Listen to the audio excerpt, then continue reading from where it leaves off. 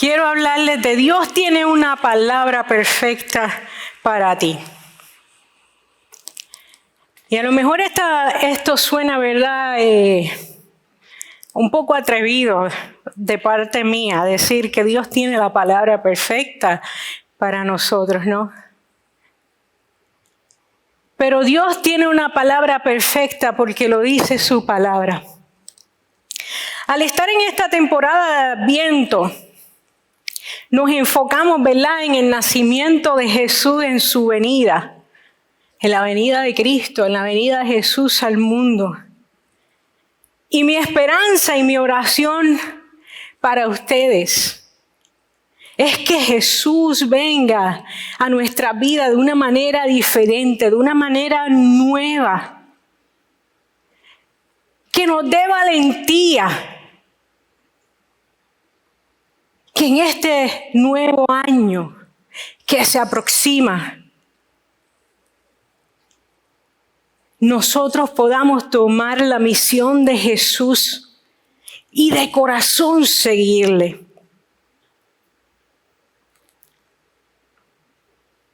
La temporada de Navidad se trata de la iglesia encarnándose, volviéndose humana. Se trata de nosotros como iglesia ser la voz de Dios. Y por eso hoy, con toda confianza, yo puedo decir que Dios tiene una palabra perfecta para ti. Dios tiene la palabra perfecta para ti. ¿Qué necesitas escuchar? En esta temporada, ¿qué necesitas escuchar? ¿Necesitas escuchar una palabra de perdón? ¿Necesitas escuchar una palabra de amor? ¿Necesitas escuchar una palabra de paz? ¿Qué necesitas escuchar de parte de Dios? ¿Qué quieres escuchar? Pues yo tengo una palabra perfecta de Dios y dice, en el principio era el Verbo y el Verbo estaba con Dios y el Verbo era Dios y el Verbo se hizo carne y habitó entre nosotros.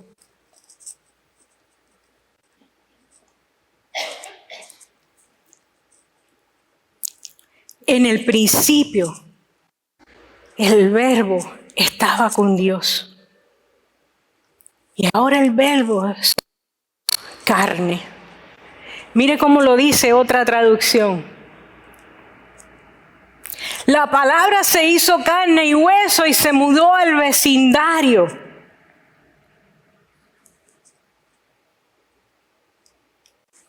¿Qué más personal que eso? Jesús, Dios, el Verbo, se mudó a su vecindario. Se mudó a ser su vecino. Imagínense que Jesús es su vecino.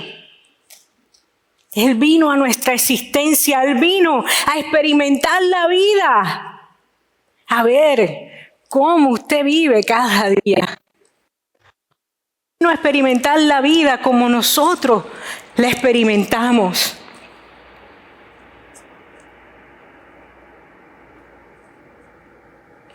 Pero también vino para darte una vida diferente, para mostrarte cómo se puede vivir. Cuando Jesús vino, Dios mismo, la esencia de Dios, se estaba haciendo carne y se estaba haciendo hombre, haciéndose humano. Y dice, en el principio,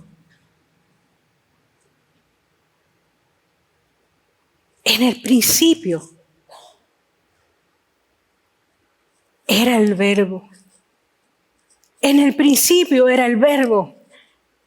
No sé ustedes, pero los que se dedican a estudiar, ¿verdad?, la Biblia, en Génesis, vemos aquí un paralelo con Génesis, porque en Génesis, ¿verdad?, Dios comienza y dice en el principio. Y ahora aquí Juan dice en el principio, y hay un paralelo entre Génesis y Juan. Pero en Génesis, el principio, Dios habló y nosotros llegamos a existir. Él habló y la carne y la sangre fueron creadas y toda la humanidad fue creada. Y ahora aquí Juan, Dios habla una vez más, pero esta vez es la persona de Jesucristo que fue creada en carne y sangre. Se convirtió en un humano. Dios nos reconcilió consigo mismo al convertirse en uno de nosotros. Era la única manera en que Dios podía hacer esto. Era la única manera en que nuestro pecado, nuestra maldad, nuestra corrupción fuera apagada por un hombre, fuera apagada por amor. Era la única manera, Jesús haciéndose humano. En 2 Corintios 5, 19 dice, Dios estaba reconciliando el mundo consigo mismo en Cristo sin contar los pecados de los hombres contra ellos.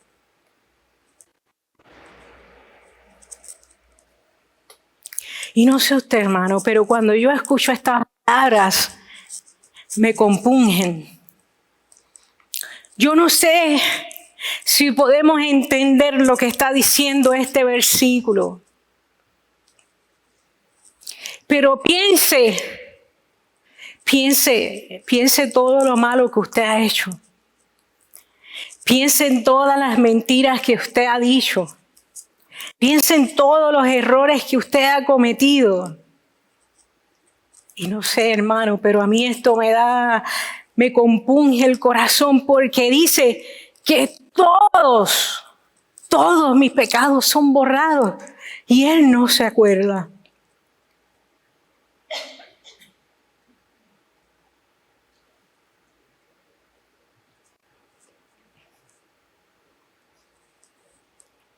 En este tiempo decimos Dios con nosotros.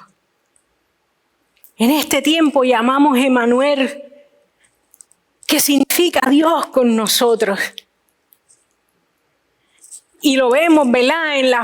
En las tarjetas de Navidad vemos que dice Dios con nosotros, Emmanuel, Jesús. Pero yo no sé, hermano, si usted sabe lo que significa realmente que Dios está con usted.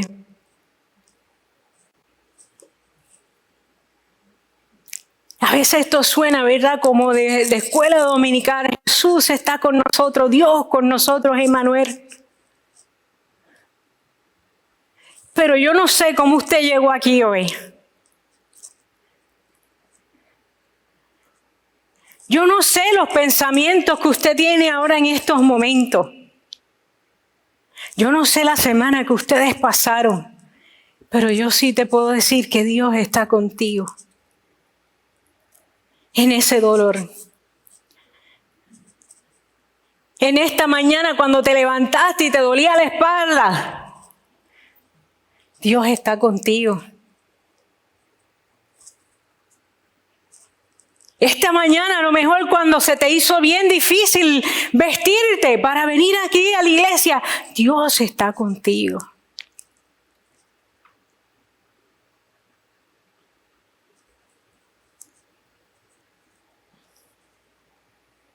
Cuando tienes dudas, Dios está contigo. Y ese es el Jesús que conocemos. Miren lo que dice Jesús. He venido para que tengas vida y para que la tengas en abundancia.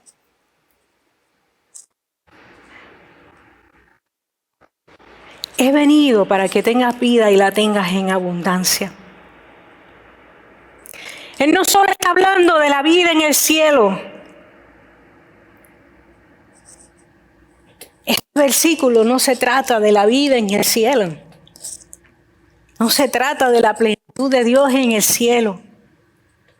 Él está hablando de hoy, de aquí, ahora mismo. En tu vida cotidiana. Cuando estás lidiando con tu familia, cuando estás lidiando con tu esposa, cuando estás lidiando con tu esposo, cuando estás lidiando con tu familia, con tus hijos, Él está a tu lado. Él sabe su nombre, hermano. De hecho, lo dice la palabra que lo tiene tatuado. Nombre en la palma de su mano. Y yo trato de imaginarme a Jesús como si Él estuviera realmente en mi casa.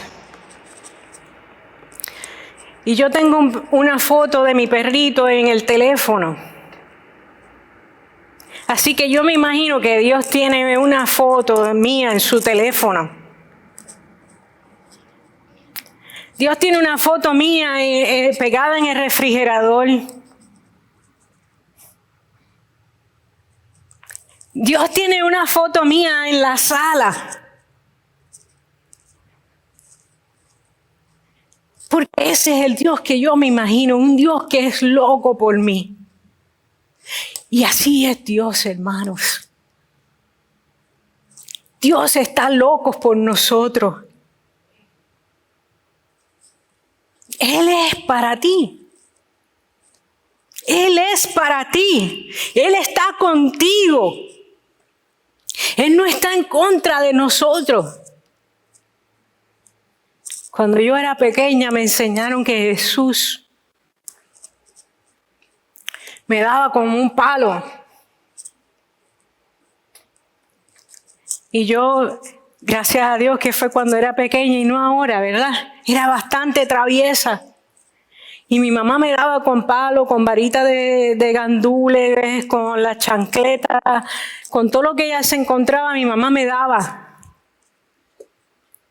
Y por mucho tiempo en mi niñez, yo pensaba que Jesús, que Dios me iba a dar con un palo como lo hacía mi mamá. Pero ese no es el verdadero Jesús. Jesús está aquí para estar con nosotros. Él es mío. Él es mío. Oye, yo no tengo hijos. Y no puedo saber lo que es una madre diciendo, este es mi hijo. Y un padre diciendo, ¿verdad? Este es mi hijo. Pero yo sé lo mucho mi familia. Yo sé lo mucho mi mamá, mi papá, mis hermanas, mis hermanos. Y cuando yo digo, Dios es mío,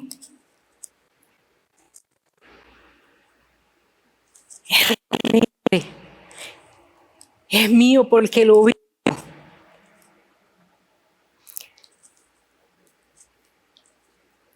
En el Antiguo Testamento, la forma en que Dios le decía a otras personas era identificándose con esa persona. En el Antiguo Testamento vemos cómo Dios decía, yo soy el Dios de Abraham, yo soy el Dios de Isaac, yo soy el Dios de Jacob, yo soy el Dios de David. Y no quiero que pasemos este significado por sentado. Decir que soy el Dios de David en el Antiguo Testamento era como si mi papá viniera. Muchos de ustedes no conocen a mi papá, pero era como si mi papá viniera aquí y ustedes les preguntaran, ¿y quién es usted? Y mi papá dijera, yo soy el papá de Marixa. ¡Wow! ¡Wow!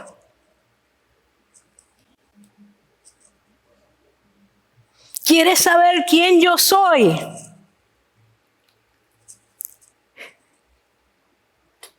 Yo soy el Dios de Marixa. ¿Quién es Dios? Yo soy el Dios de Marixa.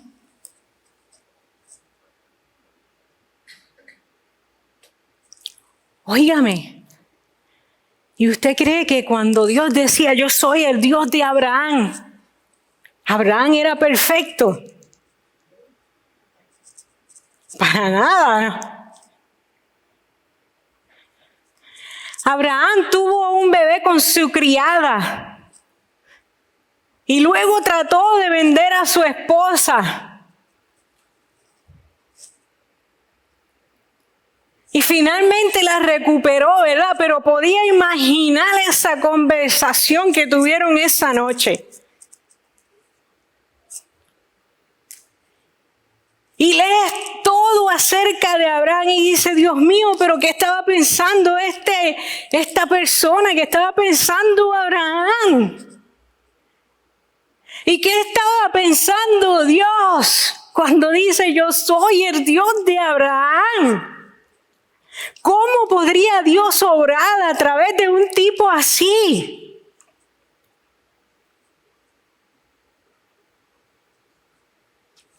Y probablemente le hacemos la misma pregunta, ¿cómo Dios puede obrar a través de mí?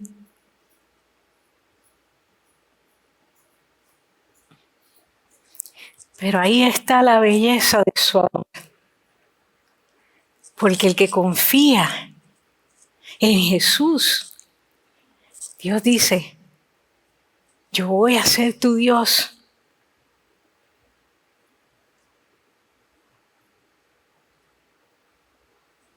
En el libro de Dios, Abraham fue un gigante de la fe. Él se llama a sí mismo por nosotros. Yo soy el Dios de David, yo soy el Dios de Jacob.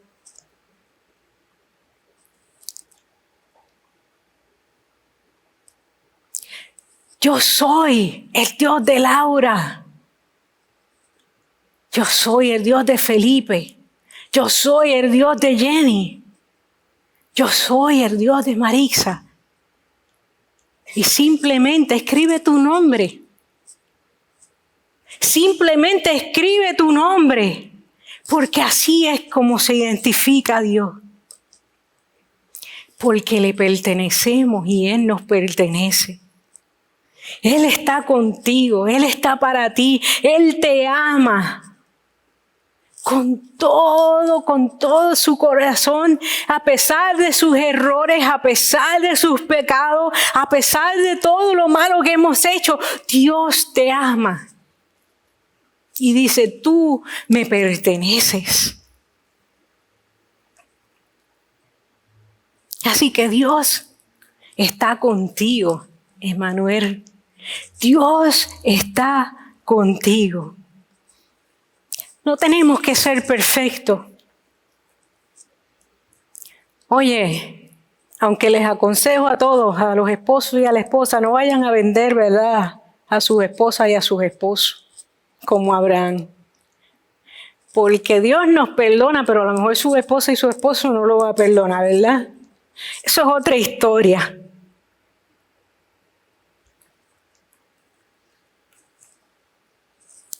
Así que se hizo carne y habitó entre nosotros. Y la mayoría de nosotros hemos escuchado este relato. Lo hemos visto representado en escenarios en todos lugares. Conocemos la historia. Pero hay un versículo que quiero que nos concentremos aquí hoy. Hay dos versículos. Uno en Mateo y uno en Juan. Y mira lo que dice en Lucas. Uno en Lucas y uno en Mateo. Mira lo que dice en Lucas 2:11. Porque os ha nacido hoy en la ciudad de David un Salvador, que es Cristo el Señor. Nos ha nacido un Salvador.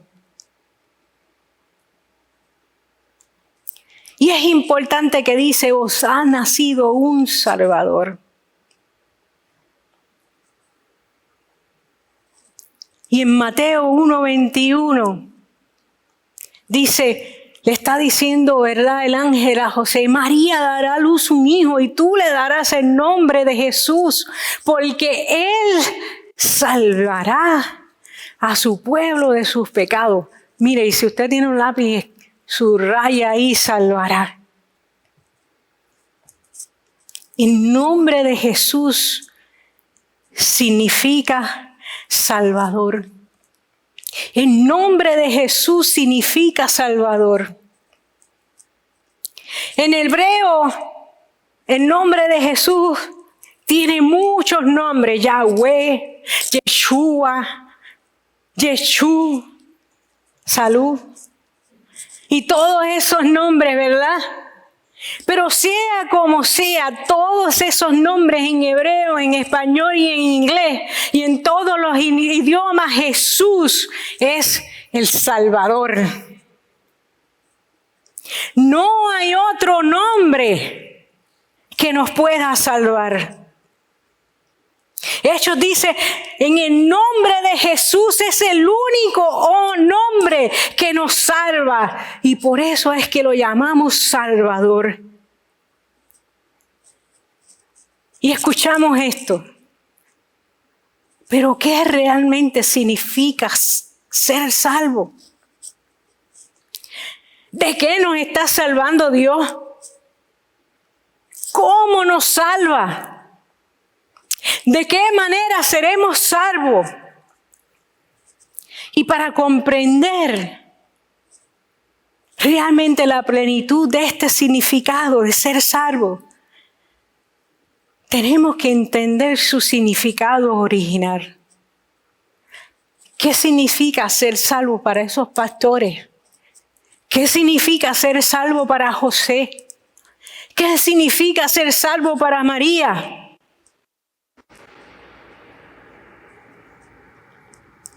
Y el concepto de salvación es un concepto que para nosotros es del Nuevo Testamento, pero para estas personas es un concepto del Antiguo Testamento, porque ellos estaban escribiendo, eran parte de la historia del Nuevo Testamento. Y yo creo que hemos perdido algo de la riqueza y la plenitud de lo que significa la salvación. Cuando hablamos de ellos hoy, y si le preguntas a la mayoría de las personas, ¿qué significa cuando dices que Jesús es mi Salvador?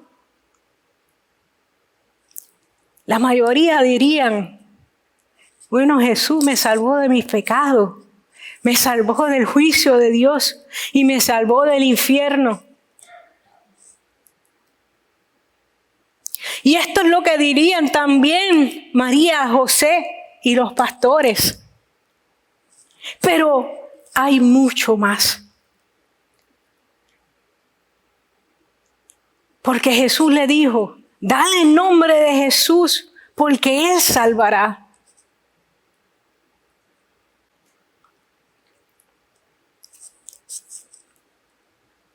Romanos 5:9 dice, ya que hemos sido hechos justos a los ojos de Dios por la sangre de Cristo, Él ciertamente nos salvará de la condenación de Dios. Así que no hay condenación, somos salvos del juicio de Dios. Y si esto es todo lo que significa la salvación, sigue siendo mucho más de lo que nosotros podemos pedir. Más de lo que nosotros a veces podemos esperar.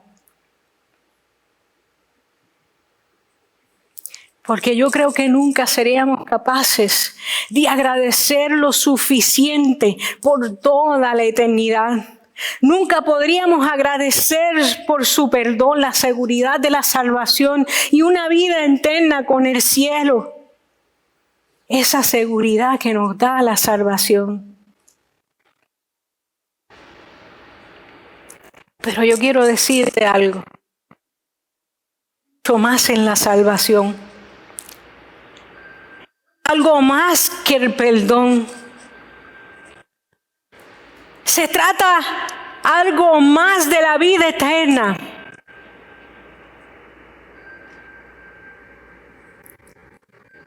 También se trata del alivio de los efectos del pecado y el quebrantamiento en la vida en este momento.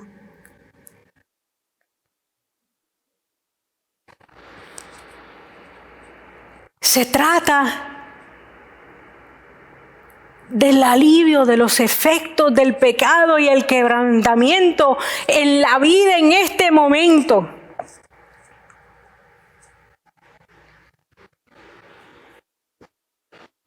Así que tenemos que volver a qué fue lo que realmente entendieron en el Antiguo Testamento cuando se habla de la salvación. Y para eso tenemos que ver cómo eran esos días.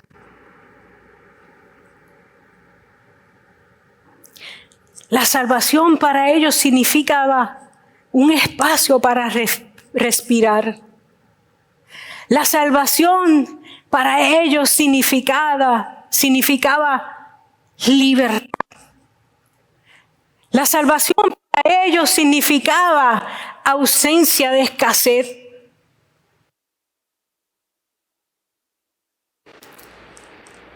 Porque estaban oprimidos.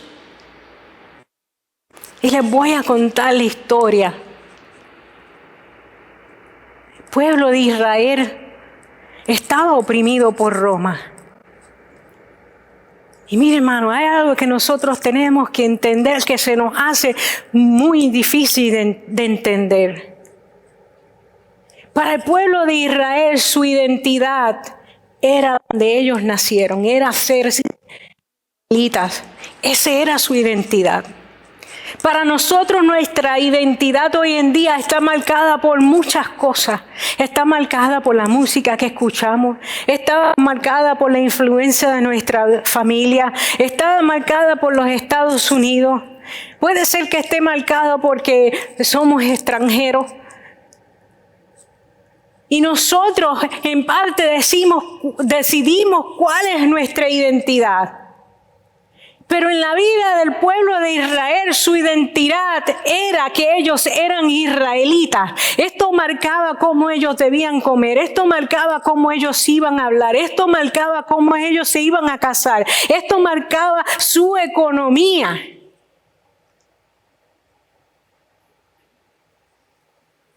Hacer que ser israelita lo era todo para ellos. Y ahora el gobierno de Roma toma el control sobre ellos y los oprime. Y está sacando, imagínense, cuando nosotros a veces nos sentimos sin identidad, que nos sentimos solos, decimos, ¿quién yo soy? No sé lo que hago en este mundo. Imagínense cómo se sentía el pueblo de Israel. Cuando Roma vino y los tomó. Así que Jesús vino en un momento de opresión.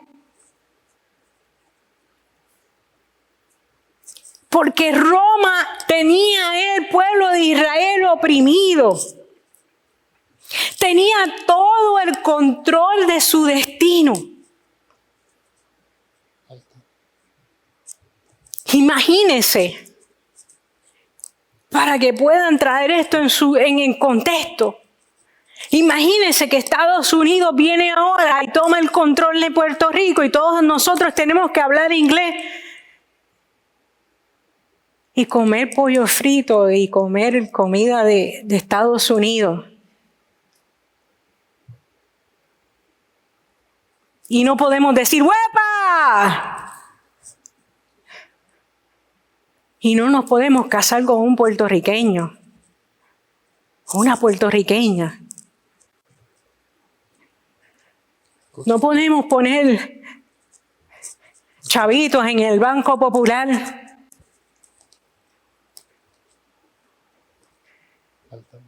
No podemos ir a la Yupi a estudiar o a la Inter a estudiar.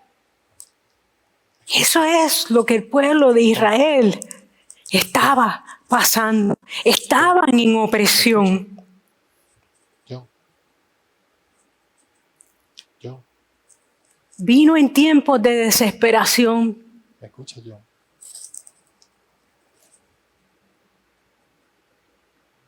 ¿Me escucha? Ahí está todavía. Fueron muchos años, imagínense, hermano, fueron muchos años. Lo que el pueblo de Israel estaba oprimido.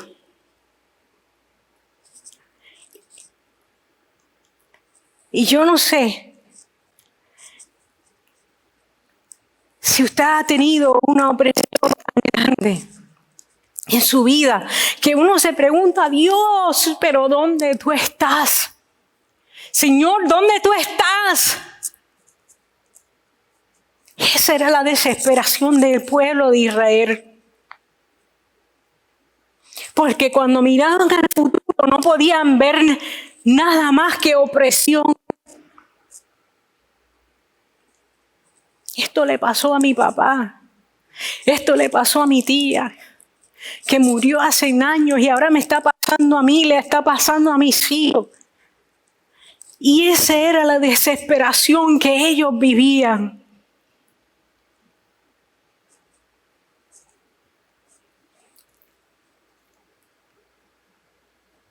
Vivían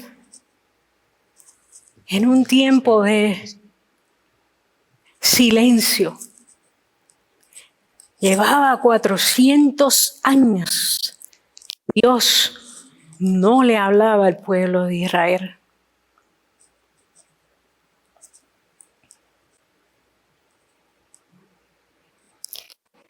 Ustedes que están casados, los que aquí tenemos una relación íntima con alguien de alguna manera, sea con nuestro papá, con nuestra mamá, sea con nuestros hijos, con nuestro esposo, con nuestra esposa. Imagínese, es más, lo voy a poner simple, imagínese que su esposo o su esposa no le hable por una semana.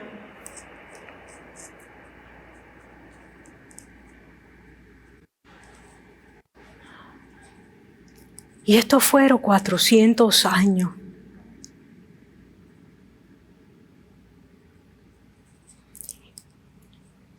Y nosotros, hermanos, somos expertos que cuando no nos hablan, uno piensa inmediatamente que no nos están escuchando.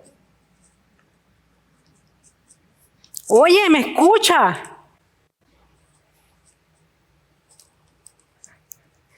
Y yo me imagino que el pueblo de Israel al principio eran como los niños, mira papá, pero mira, escúchame, mira, escúchame. Silencio. Y fue en aquellos días que el ángel de Dios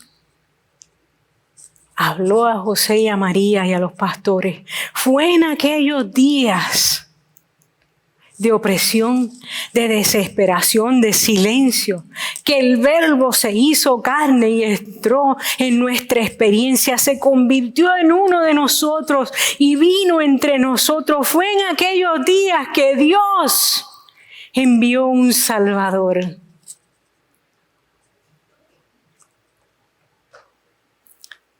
Entonces, permítame hacerle una pregunta. ¿Alguna vez has tenido uno de estos días?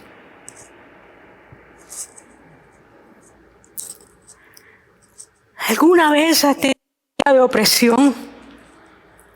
¿Alguna vez has tenido un día de desesperación? ¿Alguna vez has tenido un día de silencio?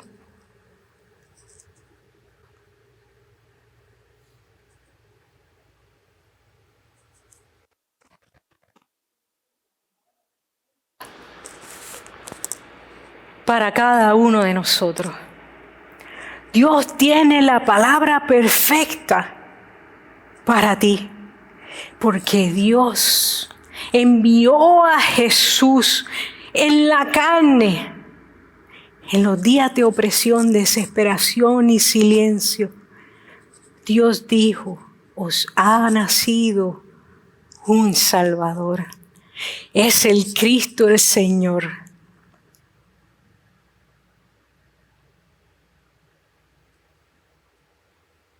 ¿Cómo nos salva Dios? Jesús me da un nuevo comienzo.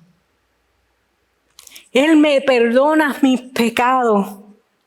Él se asegura de que nosotros pasemos la eternidad en el cielo.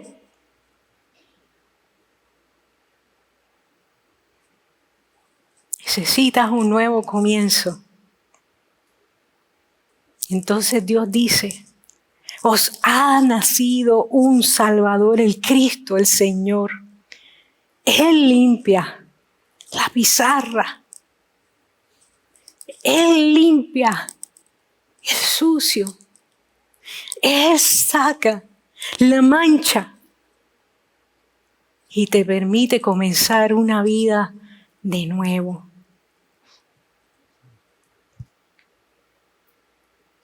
Pablo dice,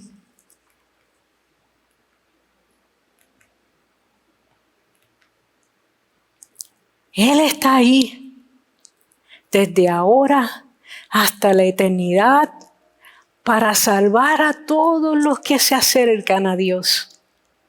A través de Él, siempre trabajando para hablar por ellos.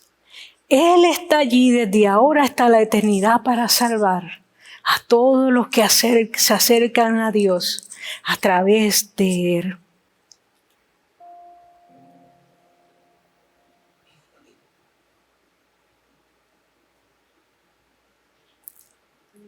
En Jesús, hermanos, encontramos esperanza.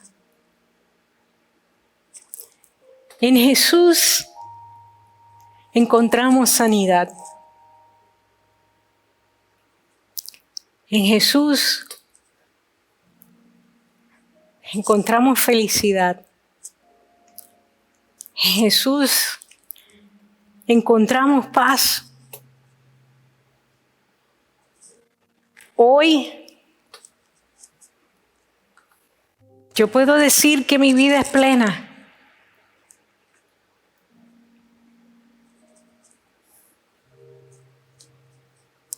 Toda esta semana yo me la pasé riendo sola.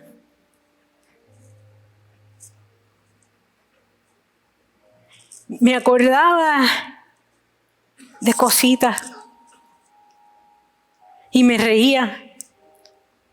Y créanme, fue una semana de mucha tensión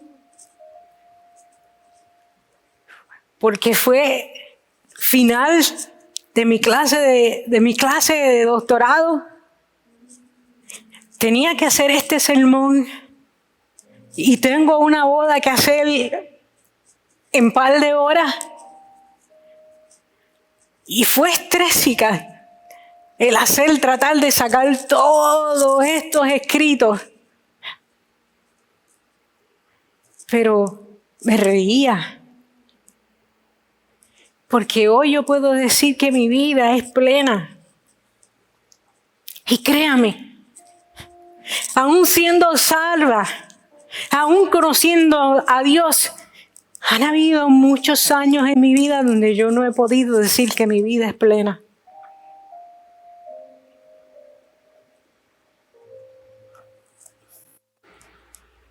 Pero hoy, con toda confianza, con toda certeza, yo me puedo parar aquí delante de ustedes y decirles, Jesús te puede dar una vida plena.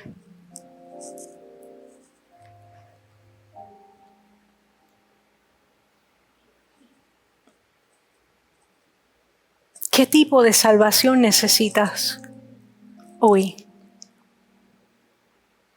¿Qué tipo de salvación necesitas hoy?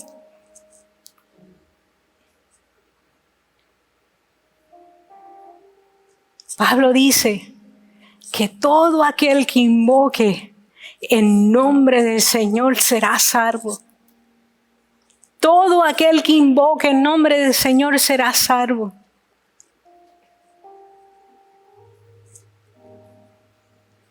Necesitas una palabra de esperanza para salvarte de la desesperación. Necesitas una palabra para dejar de fumar. Necesitas una palabra para que Dios arregle los problemas que hay en tu vida. Necesitas una palabra de consuelo por el dolor de la pérdida. Necesitas una palabra de perdón porque la herida es muy grande.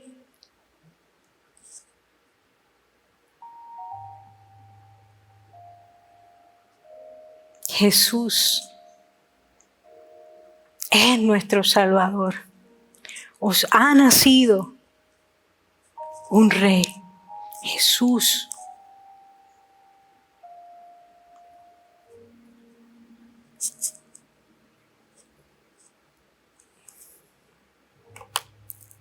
Yo creo que parte de esta semana que estaba cansada se me olvidó el último slide. Cuando lo revisé, para mí estaba en perfecto. Pero ya veo que había uno en inglés y el último no está. Pero ese slide dice, se supone que diga, Él está aquí. Desde ahora hasta la eternidad, para salvar a todos los que se acercan a Dios a través de Él. Siempre, siempre, siempre Dios está para ti. Siempre Dios está para ti. Así que a medida que en esta temporada navideña y recordamos el nacimiento de Jesús y anticipamos su venida nuevamente,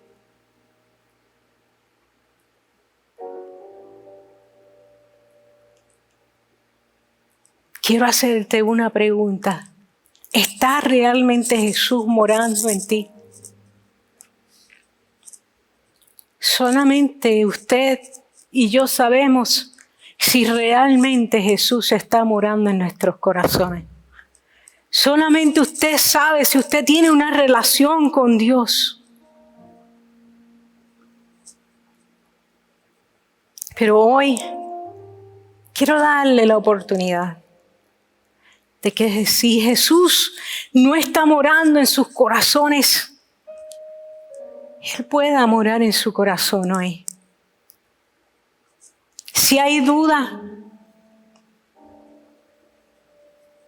dice, no sé, a lo mejor sí, a lo mejor no. Que realmente hoy Dios esté en nuestros corazones.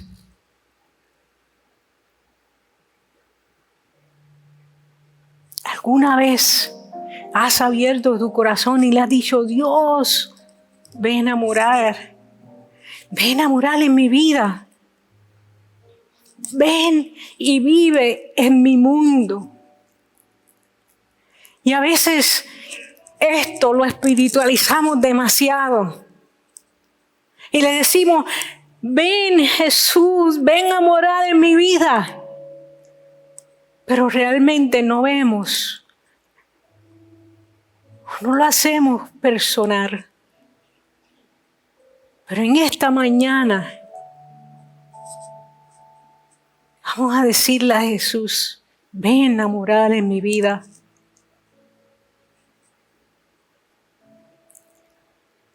En mi dolor, Jesús, en mi desesperación, Jesús, en mi mal genio, Jesús, en mi tristeza, ven a morar. Ven a morar en mi vida. Vamos a inclinar nuestras cabezas y vamos a orar juntos.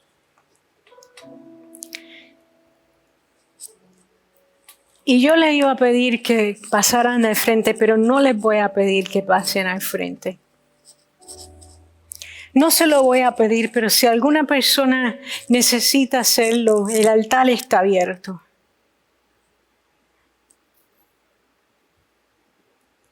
Pero quiero darle la oportunidad en este momento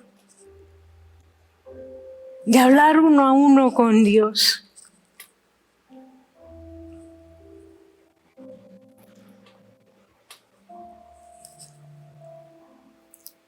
Aquí la mayoría de ustedes está sentado al lado de otra persona.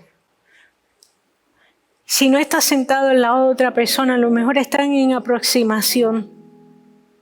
Pero así mismo como esa persona está cerca de usted, aún más cerca está Jesús. Dígale ahí, con sus ojos cerrados, dígale: Jesús, te invito a mi vida.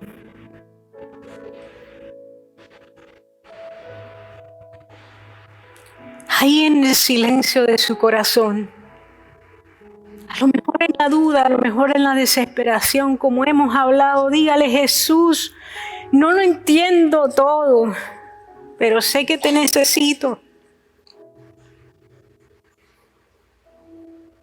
Sé que necesito ser salvo en todo el sentido de la palabra. Y a lo mejor he escuchado estas muchas palabras, Jesús, pero hoy quiero que esas palabras sean reales en mi vida. Te invito a entrar en mi vida. Vendrías a vivir en mi vida.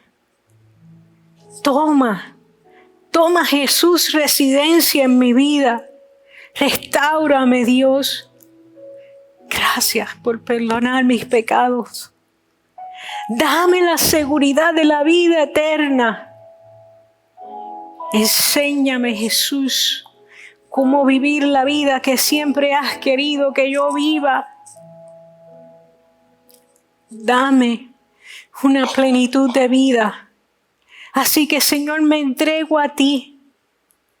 Te doy mi vida y pido que seas mi Salvador.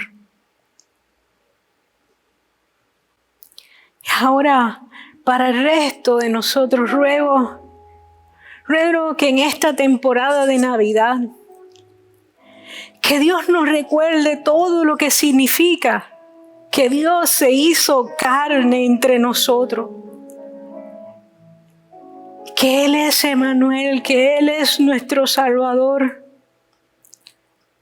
Y que nosotros como tu iglesia, Dios, como tu pueblo, que seamos personas que lleven ese mensaje de esperanza al mundo que nos rodea.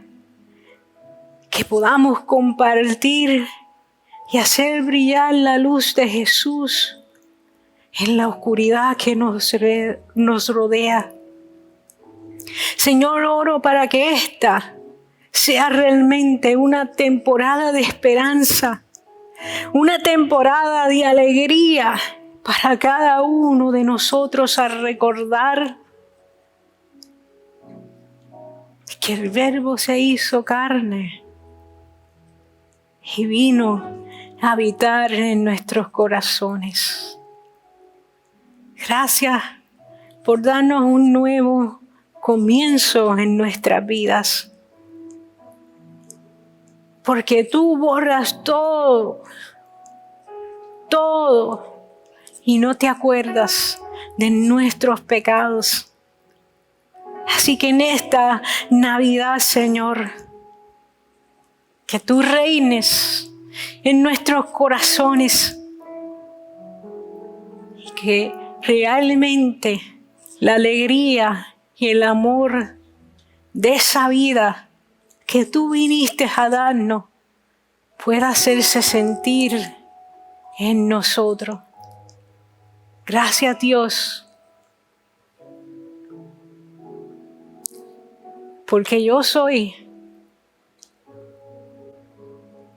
realmente el significado de la Navidad.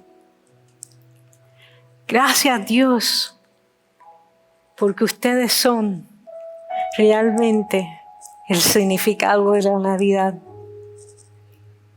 Gracias, Dios. En el nombre de Jesús. Amén y amén.